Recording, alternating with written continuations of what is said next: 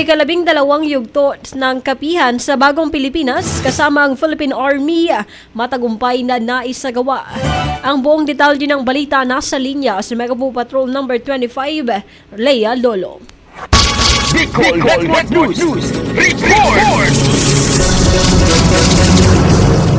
Matagumpay na naisagawa ang kalabing-dalawang yugto ng kapihan sa Bagong Pilipinas ng Philippine Information Agency kasama ang Philippine Army ngayong araw, Agosto 13 ngayong taon sa Camp Elias Angeles, San Jose, PD Camarines Sur. Sa naging dalay ng aktibidad, ibinida ng Philippine Army sa pangunguna ni Major General Noe Q. Peñafiel, 9th Infantry Division Commander ang kanilang mga programa at mga nagawa para mabuwag at madakip ang mga natitirang miyembro ng rebeldeng grupo. Bukod dito, ibinahagi rin ni Major General Peñafiel na maraming programa ang pamahalaan sa mga sumuko at susuko, kabilang na dito ang Enhanced Comprehensive Local Integration Program, pagsasanay mula sa TESDA, pagbibigay ng pera sa mga regular na grupo, livelihood package at ang mga qualified na maging sundalo ay ipinapasok din nila bilang miyembro ng kanilang organisasyon.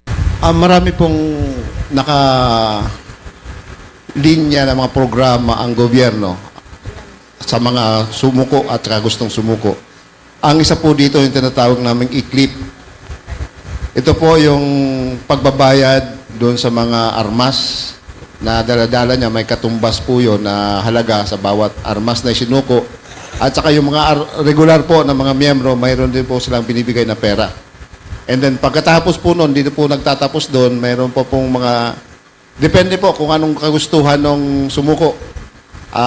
Dati po, ang pinapapili namin sila kung anong gusto nilang training sa TESDA lalo na. At saka yung mga qualified na maging sundalo ay ginagawa namin sundalo.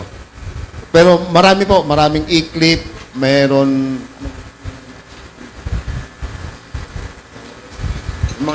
ito po nangyayari sa mga local peace engagement. Yung i-clip po, alam ko kung yan eh.